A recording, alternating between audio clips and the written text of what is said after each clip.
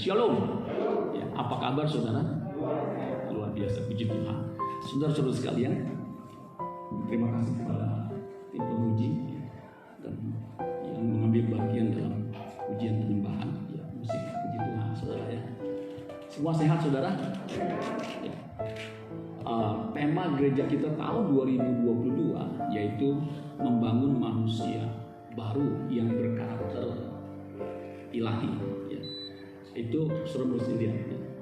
Membangun manusia baru yang berkarakter ilahi. Nah, kalau suruh lihat tema sentral kita tahun 2022 ini bukan hanya kalimat filosofis, tapi ada kalimat yang visionari, ya, yang ada visi ke depan, yaitu manusia baru yang karakternya ilahi, kodratnya ilahi, ya. Artinya godly, seperti karakter seperti yang dimiliki oleh Allah, sifat-sifat yang dimiliki oleh Allah, ya. Dan juga bersifat misi, sebab ada kata kerja yaitu membangun, ya, membangun manusia baru itu tugas kita semua, ya. Nah, dari tema sentral itu ada beberapa subtema, ya. Dan saya memilih atau mengambil subtema pada sore hari ini, manusia baru yang diubahkan. Ya. Apa subtemanya? Manusia baru yang diubahkan. Ya. Kenapa saudara sekalian manusia baru diubahkan? Nanti kita akan belajar. Nah, manusia baru, ya, definisi saya, ya, manusia baru itu orang percaya. Saudara dan saya ini kan orang percaya, ya, yang sedang, ya, jadi sedang berlangsung, maksudnya sedang diproses menjadi manusia sempurna, ya, seperti Bapa. Jadi standarnya sempurna seperti Bapa dan serupa dengan Kristus yang berkodrat ilahi. Yesus manusia sejati, tetapi kodratnya ilahi. Nah, itu target kita, saudara. Ya. Ini semua diambil dari Alkitab.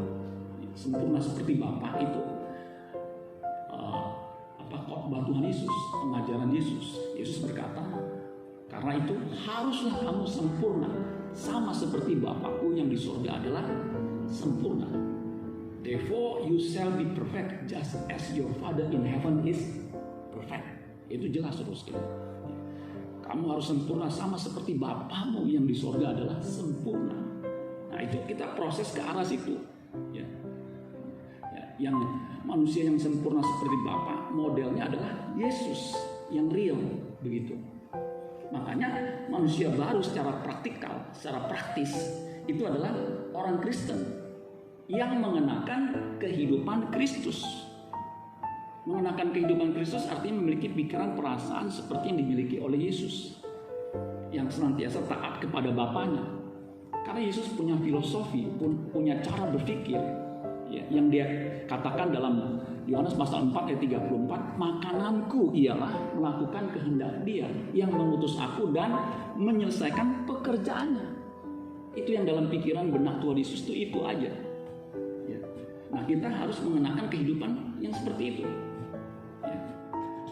Kalau suruh baca itu Kisah 11 ayat 26, jemaat mula-mula disebut Kristen karena seperti Kristus.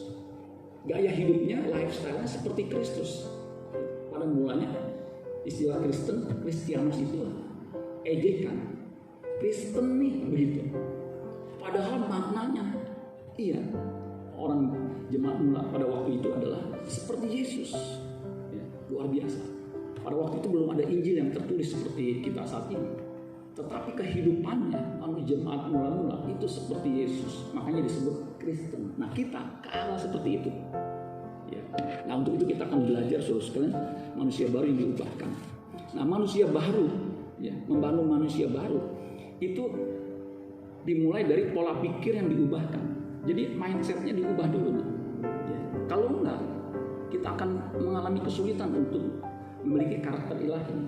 Jadi mulainya dari apa? Pola pikir yang diubahkan. Ya. Karena manusia ada karena berpikir. Ya. Kalau dia nggak berpikir, menurut para filsuf itu dianggap nggak ada. Ya, seperti benda-benda lain. Makanya kita ada, ya, untuk berpikir. Bahkan ada seorang mengatakan akal budi itu anugerah terbesar yang diberikan Allah kepada manusia. Ya. Jadi ini anugerah terbesar yang kita harus jaga. Anugerah terbaik dari Allah kepada manusia adalah akal budi.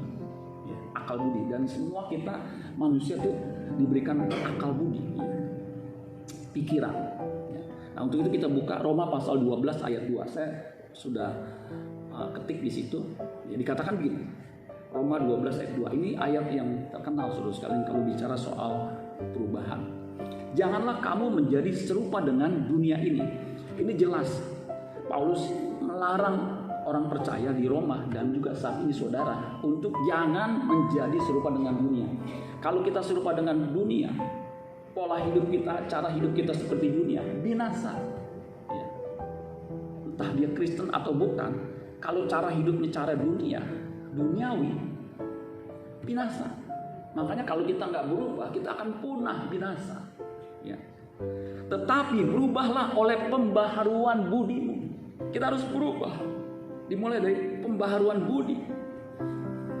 Tujuannya sehingga kamu dapat membedakan manakah kehendak Allah. Apa yang baik, yang berkenan kepada Allah dan yang sempurna.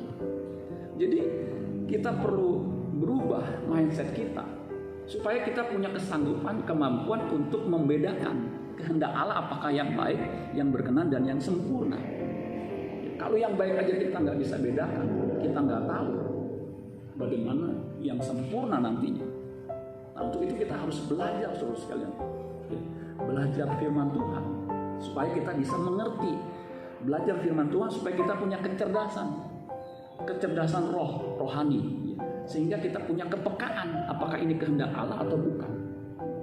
Kalau orang nggak mau belajar, dia nggak akan cerdas. Kalau kita nggak mau mengimprove diri kita nggak akan memiliki kecerdasan sebagai orang Kristen. Makanya jangan sampai kita menjadi Kristen lama, tetapi kelakuan kita masih duniawi, pola-pola kita masih pola lama, manusia lama yang menemui kebinasaannya. Ya. Bahasa Indonesia masa kini atau bahasa Indonesia sehari-hari, Roma 12 ayat 2, yaitu salah ketiknya. Janganlah ikuti norma-norma dunia ini. Jangan ikuti. Dunia mengatakan, ya kalau punya uang senang-senanglah. Begitu. Hati-hati. Senang-senangnya untuk apa? Ya, ada orang yang kaya luar biasa. Duitnya nggak ada serinya. Kalau nggak ada serinya tuh keluar berapa aja tuh udah nggak pengaruh. Ya. Tapi saking banyaknya duit tuh dia beli mobil berderet-deret. Pakai mobil berapa banyak sih? Berapa sering sih kita? Ya. Kemudian dia punya koleksi wanita-wanita. Karena punya uang. Dia bisa beri uang. Orang punya gaya hidup duniawi itu akhirnya jadi penipu. Saya kaget ada orang usia 22 tahun lulus SD, tapi di rekeningnya itu ada 500 miliar. Saya bilang ini kok luar biasa ya, sepintar apa ini orang? 500 miliar, bukan 500 juta loh. 500 miliar, ternyata hasil tipu-tipu. Saya bilang kurang ajar, kasihan yang ditipu. Jadi itu karena polanya pola dunia, bahaya sekali saudara sekalian. Akhirnya ketangkep, dimiskinkan. Nah itu, aduh, itu jangan kita ya. Amin saudara sekalian. Kalau kita mau punya uang, kerja keras. Saya dulu agak teriritasi. Ini orang masih muda kok bisa ya ngomongnya lancar begitu. Gimana ya? Ternyata dia tipu ribuan orang saudara sekalian. Masuk ke rekeningnya. Luar biasa ya. Jangan ikuti norma-norma dunia itu. Biarkan Allah membuat pribadimu menjadi baru. Untuk bisa berubah, selain Allah ingin kita berubah, kita juga harus punya respon. Ya. Dengan demikian menjadi pribadi yang baru supaya kalian berubah. Dengan demikian, kalau kita berubah dengan demikian, kalian sanggup mengetahui kemauan Allah, yaitu apa yang baik, yang menyenangkan hatinya dan yang sempurna. Jadi kita harus berubah. Kalau enggak kita nggak bisa membedakan kehendak Allah, tidak bisa mengetahui kehendak Allah apa yang baik, yang berkenan dan yang sempurna. Nah kita lihat satu perikop lagi, Efesus 4 ayat 17 sampai 24. Itu di bawah judul manusia baru. Nah saya bacakan yang versi bahasa Indonesia masa kini, yang mudah kita pahami saudara sekalian. Ya, karena bahasanya bahasa kita sehari-hari. Ya. Sebab itu demi nama Tuhan, inilah yang akan saya katakan dan tegaskan. Perhatikan yang ditegaskan oleh Paulus. Janganlah lagi hidup seperti orang-orang yang tidak mengenal Allah, dan memikirkan yang tidak-tidak. Ini cara berpikir duniawi. Orang yang tidak mengenal Allah memikirkan yang tidak-tidak. Sedangkan kita orang percaya memikirkan perkara yang di atas. Karena rumah kita yang sesungguhnya itu di sorga, di rumah Bapa di sorga. Ya. Kita ini menumpang, kita ini sebagai pendatang. Maka jangan terlalu betah di bumi ini. Nanti nggak mau pulang. Apalagi kalau rumahnya bagus, ada kolam renang, ya, ada studio, ada home theater. Waduh, nyanyinya, ku mau di sini, ku mau di sini, nggak mau di sana. Di sini bumi ini akan hancur. Nggak ada yang amin terusnya. Bumi ini akan hancur. Ini perang Ukraina. Tadi saya baca lagi. Aduh, mengerikan terusnya. Konon katanya orang-orang yang punya uang di Swiss, di Swiss termasuk orang Rusia akibat konflik di Ukraina ini, uangnya itu dibekukan, diambil alih jadi milik negara Swiss. Saya bilang apa iya begitu ya? Tadi saya baca lagi. Rusia dilawan terus kan. Dia bilang apa? Kalau you mau seperti itu, nanti perusahaan-perusahaan yang ada di Rusia semua diambil alih, dinasionalkan menjadi milik Rusia. Dan betul, Mercedes itu diambil, itu 34 triliun asetnya. Saya bilang kalau udah begini gimana saudara? Untung kita nggak punya uang di bank Swiss, sehingga nggak pusing terus kalinya. Yang punya uang, so bisa bayangkan, yang punya uang triliunan berkata ini biadab. Sebab apa? Uang kita secara pribadi diambil. Saudara lihat, dunia begitu kacau, cara-caranya keji. Dari tingkat yang level organisasi biasa sampai negara, saudara. Ya, untuk negara kita nggak ikut-ikutan kayak begitu. Ya, puji Tuhan, saudara sekalian ya, kita masih aman-aman di sana, saudara sekalian. Aduh, saya nonton tuh ya, ada dia mau meninggalkan rumahnya karena udah porak-poranda kena bom. Cuma satu piano yang masih utuh, itu juga udah kena debu begitu. Dia mainkan ya, sambil dia mainkan sedih begitu. Ini dia akan tinggalkan pianonya. Jangankan piano, nanti raga kita akan kita tinggalkan dari bumi ini, amin saudara. Gak ada yang dibawa ini, yang dibawa adalah roh kita yang sudah diubahkan. Makanya saudara penting sekali kita harus berubah. Kita bisa mati kapanpun. Makanya kita mesti siap, amin. Apalagi pandemi begini, orang sehat-sehat mati. Saya kaget ada yang meninggal. Ini kan belum lama kita ketemu. Begitu terus. Makanya kita harus berubah. Berubah itu mesti secepatnya sekarang. Pikiran mereka sudah gelap, ayat 18. Mereka tidak mengenal kehidupan yang diberikan oleh Allah. Sebab mereka sama sekali tidak mempunyai pengetahuan apa-apa tentang Allah. Mereka demikian karena keras kepala. Kalau kita nggak punya pengetahuan apa-apa tentang Allah, binasa. Umatku binasa karena tidak mengenal Allah. My people perish because lack of knowledge of God. Karena kekurangan atau tidak mengenal Allah, binasa. Mereka sudah tidak mempunyai perasaan malu lagi, sehingga mereka mengikuti segala hawa nafsu dan hidup cabul sesuka hati. Tetapi Kristus Yesus yang kalian kenal bukan demikian. Jadi kalau orang Kristen masih duniawi, itu jangan-jangan Yesusnya bukan Yesus yang asli, yang orisinal, Yesus yang lain. Ayat 21, kalian sudah mendengar tentang dia, dan sebagai pengikut-pengikutnya atau murid-muridnya, karena Yesus memerintahkan kita untuk menjadikan murid, semua bangsa murid, kita adalah murid. Kalian sudah diajar juga tentang sifat-sifat Allah yang ada padanya. Sifat-sifat Allah itu sepenuhnya ada di dalam Yesus Kristus. Makanya dia disebut gambar Allah yang kelihatan. Sifat-sifat Yesus itu kita harus miliki. Salah satunya rendah hati. Sekalipun dia setara dengan Allah, dia mau mengosongkan diri, menjadi sama dengan manusia, menjadi hamba, bahkan mau mati di kayu salib. Itu kerendahan hati. Makanya orang Kristen belum kaya aja udah sombong, kurang ajar itu. Itu nggak seperti Yesus. Kalau kaya kita masih maklum dah ya, perintah sana perintah sini, begitu. Tetapi kalau kita kita Kristen, nggak boleh. Makin kaya makin rendah hati. Gak ada amin ini. Makin kaya makin rendah hati, amin. Saya malah salut. Ada orang kaya di satu gereja. Itu dia mau pungut tisu yang jatuh, orang-orang nggak mau pungut. Ini konglomerat pemilik perusahaan, bukan hanya 1-2, puluhan. Dia mau pungut. Itu kan luar biasa, saudara sekalian. Ya. Kita bodoh amat, ini siapa ya? Begitu ya. Ini kan karpet bersih begini, saudara sekalian. Ya. Nah, jadi sifat-sifat Allah ada dalam Yesus Kristus. Sebab itu tanggalkan manusia lama dengan pola kehidupan lama yang sedang dirusakkan oleh keinginan-keinginannya yang menyesatkan. Ayat 23 ini juga inti. Hendaklah hati dan pikiranmu dibaharui seluruhnya. Kalau terjemahan baru, terjemahan baku, roh dan pikiranmu dibaharui. Ayat terakhir 24. Nah ini yang visinya ini. Hendaklah kalian hidup sebagai manusia baru yang diciptakan menurut pola Allah. Polanya, patternnya itu Allah. Dengan tabiat atau karakter yang benar, lurus, dan suci. Katakan benar, lurus, dan suci. Ya. Itu karakter ilahi. Kalau dicirikan, dia mesti benar.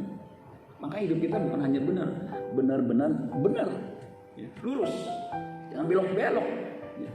Suci. Untuk bisa hidup suci, kita harus kejar kesucian itu, kekudusan itu sampai menjadi bagian hidup kita. Yang memang gak mudah, saudara sekalian, untuk bisa hidup suci. Nah, saudara sekalian, kata berubah yang ada di dalam Roma pasal 12 ayat 2 itu dari kata Yunani metamorphose. Coba katakan metamorphose. Nah, itu kata dasarnya metamorphoo. O-nya 2 Pak, iya. O-nya itu ada 2. Bahasa Yunani ada O2, ada 2 O, Omikron dan Omega. Omikron, Omikron kecil, O kecil. Ya. Nilainya 70. Omega, mega itu besar bahasa Yunani. Nilainya 800. Itu abjad yang ke-24. Abjad Yunani ada 24, abjad kita ada 26. Ya, kalau Ibrani 22. Nah, Omikron itu abjad nomor 15. Makanya ini yang sekarang ini Omikron itu virus yang ke-15 konon katanya. Ya. Karena makanya dinamain Omikron. Anaknya Omikron namanya son of Omikron. Ada lagi virus namanya siluman Omikron. Ya, dulu Parudi pernah mention itu pas siluman, virus siluman. Nah, itu variannya dari Omikron. Ya. Yang anehnya kalau waktu virus Alpha yang langka kan ini nih, masker. Ya. Sama hand sanitizer. Kalau Delta yang langka itu vitamin, itu oksigen. Anehnya kalau Omikron yang langka minyak goreng, saudara. Nyari di sana-sana nggak ketemu. Istri saya bilang ada Pak. Oh iya, ada. Dia masih lihat tuh. Bako, suruh sekalian seliter 30.000 beli aja. Nah, saudara-saudara sekalian. Jadi kata berubah itu metamorpho, artinya to change into another form. Berubah menjadi bentuk yang lain. Nah, bentuk kita manusia bukan bentuk fisiknya. Jadi Kristen tadinya jeleknya minta ampun, pas jadi Kristen 10 tahun jadi berubah. Enggak begitu, bukan fisik. Kalau fisik begini mah tinggal dioperasi aja suruh sekalian. Suruh ke Korea operasi balik cantik jelita. Cuman kita pada kagak kenalin. Bukan form itunya, tapi kodratnya yang diubah. Dalamnya itu ditransformasi into another form. Bentuk yang lain, bukan bentuk pola dunia, tetapi pola Allah. Ya. Metamorfose itu dari 2 kata meta. Meta itu arti langsungnya itu change. Ya. Itu dia kata depan, kata preposition, artinya after. Ya. Artinya juga with atau beyond. Nah, kita pernah dengar kan metaverse itu dari 2 kata meta dan universe. Universe itu alam semesta. Meta itu beyond. Jadi di luar beyond alam semesta. Nanti ada gereja metaverse. Saya nggak tahu bagaimana bentuknya, apakah ibadahnya bisa ya begitu. Nah, saudara-saudara sekalian, jadi morfo itu bentuk form yang tadi saya bilang. Ya. Kita harus membentuk diri kita menjadi serupa dengan Kristus, sempurna seperti Bapa. Ya. Nah, istilah metamorfose atau metamorfosa itu menjadi metamorfosis. Itu dalam ilmu biologi itu biasa. Ya, kalau kita belajar biologi itu begitu, itu umum. Nah, proses perubahan metamorfose yang sempurna itu kupu-kupu. Ya, kupu-kupu. Ya. Nah, metamorfosa itu berlangsungnya lambat, ya, sedikit demi sedikit. Nah, kupu-kupu itu lambat kalau sudah lihat ya. Enggak tiba-tiba telur kemudian jadi kupu-kupu, enggak. Dia proses dari telur kemudian jadi larva, jadi ulet. Ulet tahu ya? Itu menjijikan, geli. Soalnya kalau lihat ulet geli nggak? Lihat ulet langsung ketawa. Bukan geli gitu, so. Geli artinya, aduh nggak mau mendekat karena gatal dan juga merusak. Kecuali ulat sutra ya, itu bisa menghasilkan sutra. Nah, kemudian dia jadi kepompong. Kepompong tuh diem aja. Makanya saudara kalau nggak mau berubah, ketika difitnah langsung ngamuk-ngamuk, bahkan belum difitnah aja udah ngamuk-ngamuk, saudara. Itu jangan belum berubah tuh. Jadi belum difitnah udah ngamuk-ngamuk, padahal nggak dengar apa-apa. Orang Kristen yang ketika difitnah di ini dia diam aja udahlah, nanti Tuhan yang bela.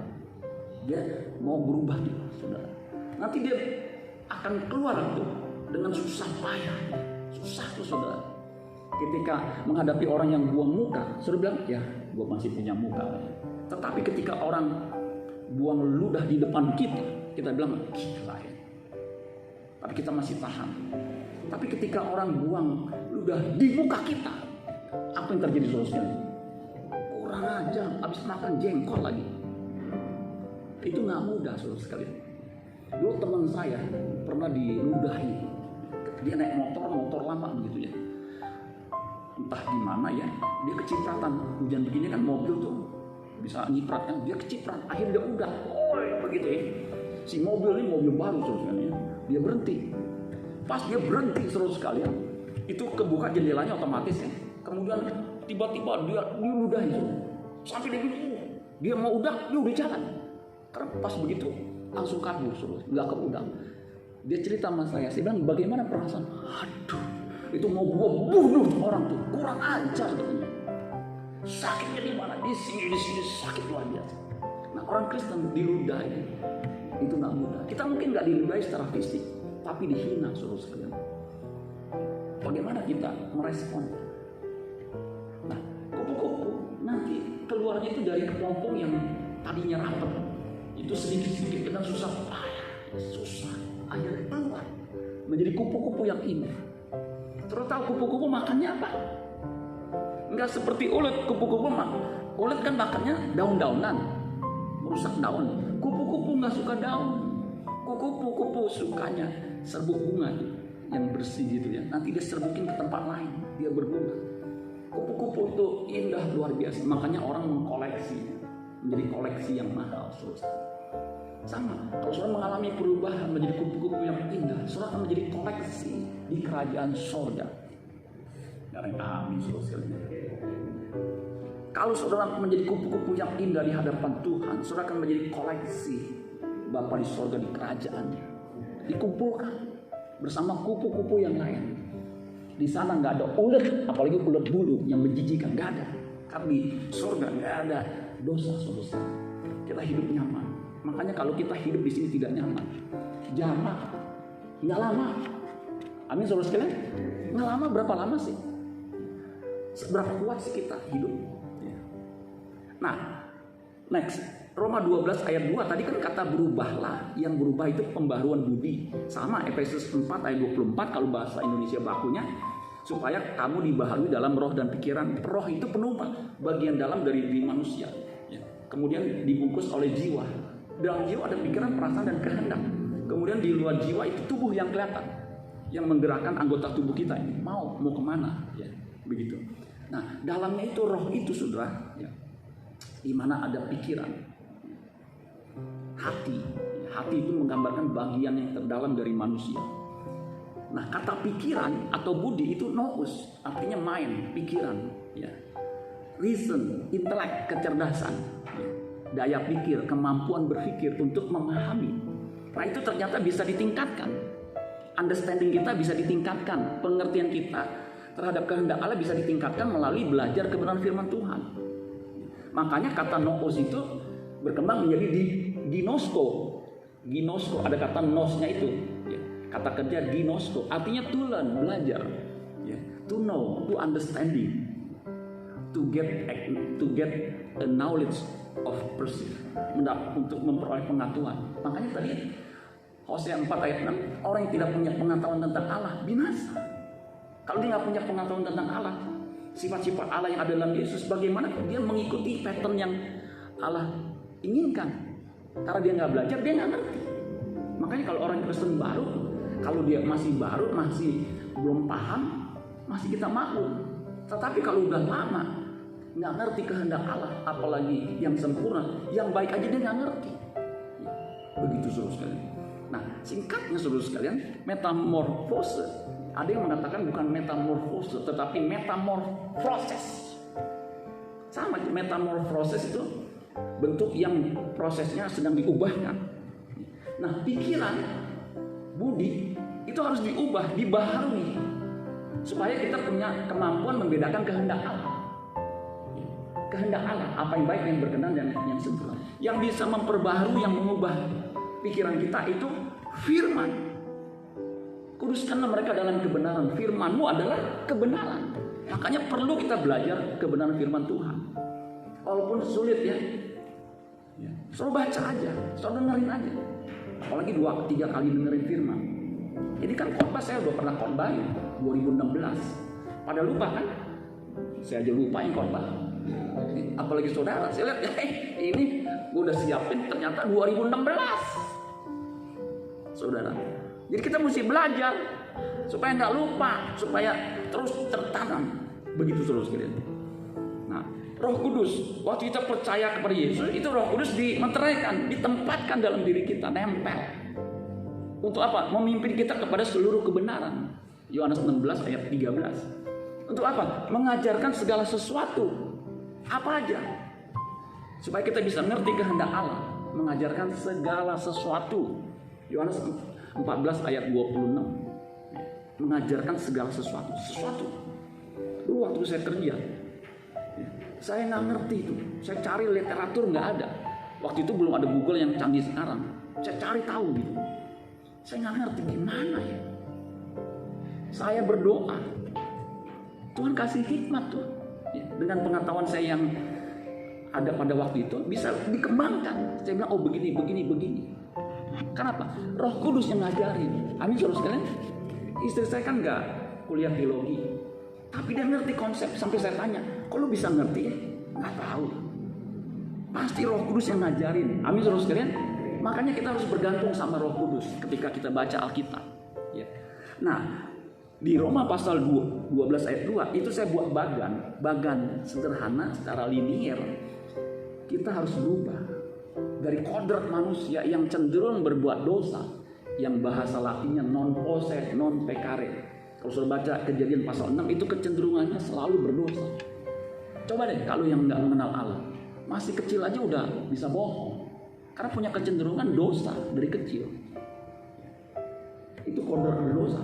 Itu kalau nggak ditangani, dia akan melekat erat karena dalam diri kita.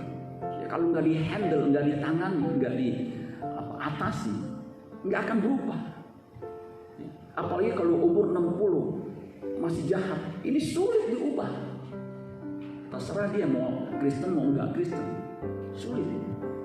Ya, makanya target kita lurus berubah. Kodrat dosa itu menjadi kodrat ilahi, divine nature.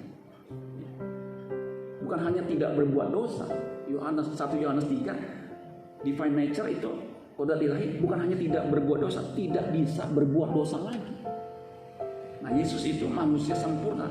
Dia pernah berkata, Yohanes 8 ayat 46, siapa di antaramu yang membuktikan aku berbuat dosa?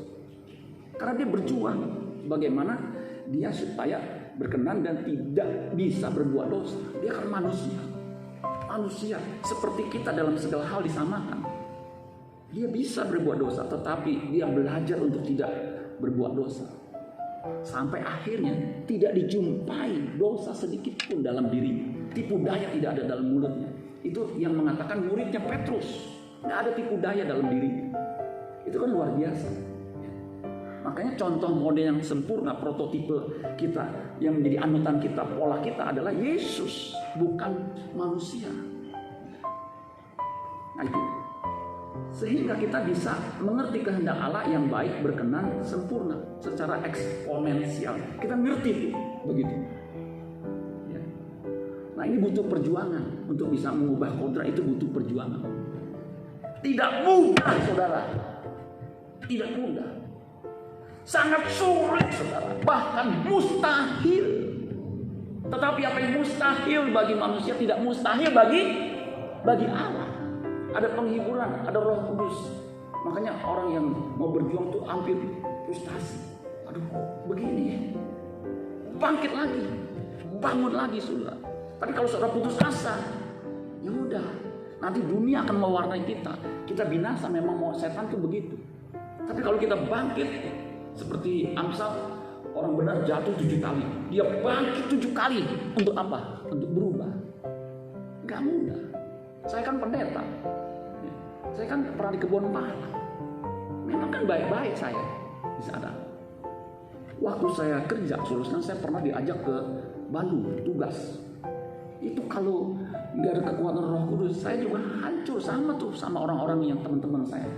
Saya diajak satu tempat, saya nggak ngerti tempat itu apa ya. Diajak satu tempat, kemudian masuk ke ruangan.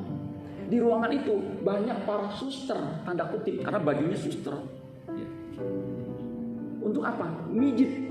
Habis kerja kan dulu ya, seminggu begitu, pijit. Saya tuh punya sense, punya naluri. Ini nggak beres nih. Itu kan agak tinggi gunung, karena itu pasti tinggi kan. Saya bilang, saya mau keluar aja. Akhirnya saya keluar. Ada teman saya ngikutin, enggak ke situ, enggak katanya. Saya bilang, berapa lama di sini? Ya 1,5 jam lah. Yaudah nanti saya balik. Singkat cerita saya keluar, kemudian hampir 1,5 jam, hampir 2 jam saya balik. Pada cengengnya saya, ngapain di kamar berdua sama perempuan? Ngapain? Pasti macam-macam. Untung saya udah dipersiapkan. Kalau enggak sama aja masuk ketika terjadi kehendakmu lah Bapa yang terjadi. Jadi saudara sekalian, habis. Nah itu saudara, enggak mudah. Kita harus berjuang saudara sekalian. Nah kalau saudara punya kesadaran bahwa saya harus berubah, punya komitmen, sama-sama berjuang, nanti indah di mata Tuhan. Amin saudara sekalian. Bertobat itu sama dengan berubah. Makanya Yesus berkata, bertobatlah sebab kerajaan surga sudah dekat. Yohanes Pembaptis juga begitu. Yohanes menyerukan, bertobatlah dan berilah dirimu dibaptis. Makanya orang yang dibaptis itu tanda dia bertobat, dan Allah akan mengampuni dosa. Jadi Allah bukan hanya mengampuni dosa kita, tapi mau mengubah kodrat dosa kita ini yang cenderung berdosa ini menjadi kodrat ilahi. Makanya ayat 8, jadi hasilkanlah buah yang sesuai dengan pertobatan. Bukan hanya satu buah yang sesuai dengan pertobatan. Kalau di situ kasih contoh, prajurit yang suka memeras, jangan lagi memeras. Yang hidupnya gajinya dihabiskan, cukupkan dirimu dengan gajimu. Yang pelitnya luar biasa, beri. Begitu. Karena di Alkitab mengatakan orang pelit gak akan masuk surga. Ya. Jadi ini luar biasa saudara. Kata bertobat itu mirip. Tadi kan metamorfosa, metamorfoo. Ini metanoia. Ada kata meta dan ada kata noia. Noia itu noos tadi itu, pikiran itu. Jadi pikirannya harus berubah. Makanya metanoia change, ya. To change one's mind for better. Change for better, change mind for better. Jadi perubahan pikiran yang lebih baik. Metanoia itu harus berlangsung terus menerus. Amin saudara sekalian. Bertobat itu harus terus menerus. Terus menerus bukan berarti setiap ada KKR maju jebret jatuh, tetapi kelakuan maka gak berubah. Bukan begitu. Artinya, aduh saya mesti berubah. Yang ini kita kikis terus begitu saudara sekalian. Sampai kita menutup mata. Kalau enggak, nanti di ujung maut pada ketakutan. Soal apa? Hidupnya nggak bersih. Menghadap Tuhan gimana? Tanpa kekudusan tidak mungkin orang melihat Tuhan. Makanya orang yang hidupnya nggak kudus itu ngeri melihat Tuhan, takut. Saya pernah dikasih informasi, ini Pak, ketika dia mau meninggal dia ketakutan. Saya bilang enggak lah, dia mungkin mikirin anaknya. Apa ketakutan? Aduh. So lihat, pendeta di ujung maut ketakutan. Saya berdoa, kalau di ujung maut saya bilang, aku berserah, aku berserah. Lewat. Jangan mata meletot, kata gue telah bersiap ini, bodoh, itu ketakutan suruh sekalian. Nah, orang kaya yang di Lukas pasal 12, yang kekayaannya 7 turunan, 8 tanjakan, 9 tikungan, 10 solokan, kagak habis-habis. Dikumpulin itu begitu banyak triliunan. Alkitab mengatakan hari ini juga engkau akan diambil. Untuk siapa hartamu? Untuk siapa suruh sekalian? Yang pasti bukan buat kita, karena harta di Alkitab itu kan nggak tahu siapa ya. Bukan untuk dia yang pasti. Padahal kita harus punya harta yang kita kumpulkan sedikit demi sedikit. Maka Yesus berkata, kumpulkan harta di surga. Apa itu? Perbuatan-perbuatan kita yang menyenangkan hati Allah, sehingga kita menjadi seperti Kristus. Itu harta abadi kita. Amin, saudara sekalian. Yang berikutnya, bertobat bukan hanya berubah, tapi berbalik. Kata bertobat juga bukan hanya metanoia, tetapi strevo. Nah, itu luar biasa ya. Jadi strevo itu turn around, change direction. Directionnya tadi arahnya ke sana, kiblatnya ke sana, ke dunia. Berubah, balik. Bukan hanya arahnya yang balik, tetapi ada langkah. Makanya langkah pertobatan, sehingga menghasilkan buah pertobatan. Jadi berubah itu begitu. Turn around, change direction, kemudian melangkah. Makanya orang yang wanita yang kedapatan berzina pagi-pagi dihadapkan kepada Yesus. Yesus berkata, siapa di antaramu yang tidak berbuat dosa? Dia yang pertama kali melemparkan wanita ini. Nggak ada yang lemparin, karena nggak ada orang nggak berdosa pada waktu itu. Jadi Yesus bilang apa? Aku pun tidak menghukum engkau. Kalimat selanjutnya apa? Pergilah, jangan berbuat dosa lagi. Jadi Yesus bilang, pergi, yuk berubah. Berhenti, jangan berbuat dosa lagi. Jadi bukan hanya berhenti, tetapi ada langkah selanjutnya. Untuk apa? Langkah baru. Untuk apa? Diubah cara berpikirnya sehingga mengerti kehendak Allah, apa yang baik, yang berkenan, dan yang sempurna. Proses eksponensial, lurus, ya alamiah, berubah. Gak aneh-aneh, tapi menyenangkan Tuhan, berubah. Ya, berubah itu memang sulit, tetapi pada akhirnya proses itu menyenangkan hati Tuhan dan kita semua. Amin, saudara sekalian. Karena buah itu ketika dinikmati, waduh, saudara coba makan buah-buahan jauh lebih sehat. Amin, saudara sekalian. Dibandingkan makan stik yang 150 gram itu harganya bisa ratusan ribu. So makan pepaya sekilo 20.000 itu bisa suami istri pagi sore. Stik 300.000, so makan cuma sendiri. Wah, 20.000 bisa 2 hari. Lebih murah, bisa dinikmati itu buah, lebih sehat. Sama kalau kita berbuah, saudara sekalian, itu bisa dinikmati sekitarnya. Makanya orang yang berubah, yang bertobat, itu sikapnya, perilakunya menyenangkan, tidak menyakiti, melukai sesamanya, baik dengan gerak-gerik, perkataan, ya, perbuatan, apalagi tingkah laku yang menyebalkan atau membuat sakit hati sesamanya. Suami yang berubah itu bisa dinikmati oleh keluarganya, istrinya. Istri yang berubah juga begitu, yang bertobat, ya, bisa dinikmati. Karena langkahnya langkah baru, cara hidupnya baru. Ya. Jadi itu pertobatan. Jadi bukan hanya berhenti berbuat dosa, berhenti melakukan hal-hal yang tidak bermoral, tetapi langkah baru. Dia isi kehidupannya dengan firman Tuhan, sehingga karakternya diubahkan. Yang saya katakan mengubah karakter itu nggak mudah. Next. Jadi cara hidup yang salah, yang membuat kita binasa, itu ditinggalkan, diubah, dibaharui dengan cara hidup yang baru. Makanya mesti belajar Alkitab. Cara hidup yang baru tadi dikatakan baru, itu adalah benar, lurus, dan suci. Itu kodrat ilahi. Jadi saudara sekalian, gak ada pilihan lain, mesti setia beribadah. Masa pandemi ibadah, ya ibadah online. Yang pikir ibadah nanti aja lah, lagi kayak gini susah, nanti usaha gimana. Usahakan saudara beribadah. Apalagi kalau hujan, waduh, pagi-pagi mau bangun enak tidur nih, Papa gereja Pak, mama aja. Ya mama juga nggak mau gereja nih, papa aja deh wakilin nanti salam buat Yesus gitu. Udah dua-duanya tidur soalnya nggak ke gereja. Yang begini nih ngarepin masuk surga. Ya saudara ya. Yang terakhir, lo dengar kata terakhir, puji Tuhan ya. Mau ngomong ngerti nggak saudara sekalian nih? Saya udah ngos-ngosan juga nih.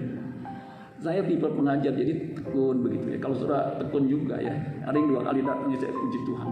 Saudara nanti ngerti. Saya untuk ngerti gini, saya berusaha, ini begini, ulang-ulang. Begitu saudara sekalian.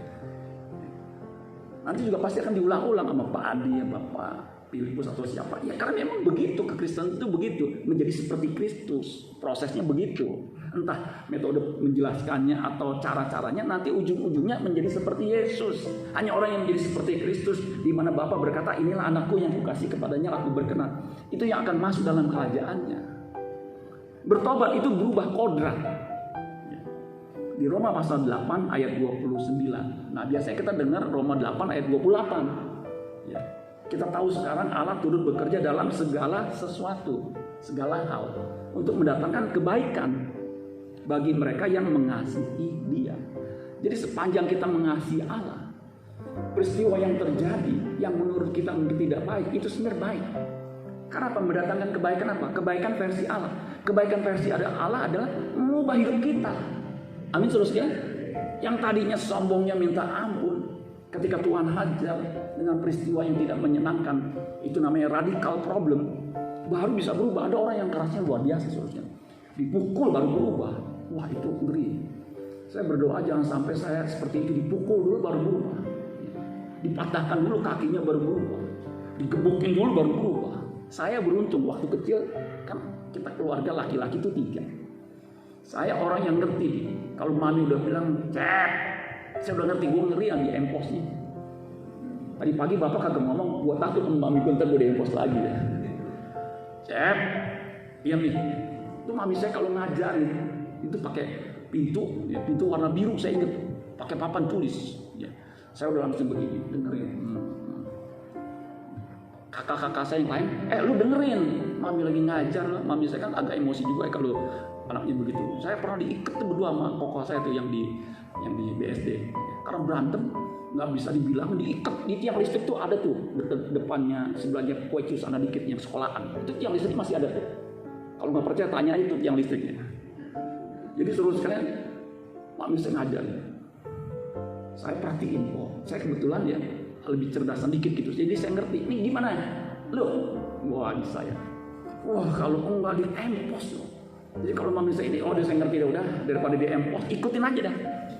Jadi saya sekali aja cukup tuh. Ketika diempos bagian sini, itu neraka jahanam tuh digitu dipelintir. Saya nggak lakukan itu, saya takut diempos begitu. Istri saya kan suka, saya udah tahu cerita gini, dia suka iseng lagi di paha saya suka gitu. Saya langsung trauma saudara. Jadi jangan sampai dihajar. Amin saudara sekalian. Firman Tuhan bilang begini, ya udah ikut aja. Banyak orang yang tunggu dihajar dulu, baru terampun-ampun, kapok-kapok. Jangan. Nah saudara, jadi kejadian peristiwa yang terjadi dalam diri kita itu sebenarnya mendatangkan kebaikan selama kita mengasihi Tuhan. Begitu. Buktinya ayat 29 ini nih. Kebaikan ini menjadi serupa dengan Kristus. Sebab semua orang yang dipilihnya dari semula, saudara yang bisa yang percaya Yesus itu karena Tuhan memilih saudara. Mereka juga ditentukannya dari semula untuk. Jadi Tuhan menentukan ya, visinya ketika kita dipilih menjadi anaknya, menjadi serupa dengan gambaran anaknya. Ya, gambaran artinya seperti model Yesus Kristus. Supaya anaknya itu Yesus menjadi yang sulung yang pertama di antara banyak saudara. Nah kita ini saudaranya Yesus yang sulung itu, karena kita memiliki karakter seperti Yesus. Sebagaimana ketika manusia diciptakan, Alkitab mengatakan Kejadian 1 ayat 26, baiklah kita menjadikan manusia menurut gambar dan rupa kita. Gambar di situ selem. Selem itu secara praktikal pikiran perasaan yang menghasilkan kehendak. Gambar selem. Kualitasnya, sifatnya, kualitasnya harus seperti kita. Nah, Adam dan Hawa itu proses begitu tuh. Manusia makanya diberikan pikiran, akal itu supaya bisa menjadi segambar dengan Allah. Tetapi dosa, karena ketidaktaatan, dosa masuk. Nah, Yesus datang untuk memulihkan gambar Allah yang rusak itu dalam diri manusia itu. Makanya Yesus mesti menebus kita, supaya kita ini menjadi miliknya. Untuk apa? Diubah melalui Injil, firman Tuhan, melalui Roh Kudus yang menguduskan, melalui peristiwa yang terjadi yang Tuhan izinkan. Makanya peristiwa yang terjadi ini pandemi COVID-19 yang 2 tahun ini kita jabanin. Amin, saudara sekalian. Supaya apa? Membentuk kita tetap tabah. Karena banyak orang yang nggak tabah, akhirnya bunuh diri, saudara sekalian. Ya kenapa? Kesulitan ekonomi. Saya puji Tuhan ya, saudara tetap bertahan. Nanti juga pandemi akan berubah jadi endemi. Kita bisa balik lagi ke normal, ya, new normal. Jadi saudara serupa dengan Kristus itu menjadi target kita. Itu gambaran anak Allah, menjadi serupa gambaran anaknya itu. Ya, sifat-sifat Allah yang ada dalam Yesus itu menjadi sifat kita juga. Ya. Nah, itu natur ilahi, kodrat ilahi, ya, yang menjadi target kita. Amin, saudara sekalian. Makanya gereja fokus pelayanannya bukan yang lain. Fokus pelayanan gereja yang utama adalah apa? Perubahan kodrat karakter manusia, dari kodrat yang berdosa ke kodrat ilahi. Apapun usaha kita itu, bagaimana mengubah jemaatnya ini menjadi kodrat ilahi seperti Yesus. Makanya termasuk dari pimpinan atasnya sampai staf pastoralnya, pengurusnya, itu ke arah situ. Nanti semua jemaat ikut berubah. Dan berubah itu nggak bisa sekejap. Berubah itu Power Ranger. Tapi kita berubah mengalami proses yang panjang, yang lambat, tetapi pasti. Makanya saudara sekalian, mari kita berubah. Ayo berubah. Ayo berubah. Kalau kita nggak berubah, kita akan punah, kita akan binasa. Amin, Tuhan Yesus.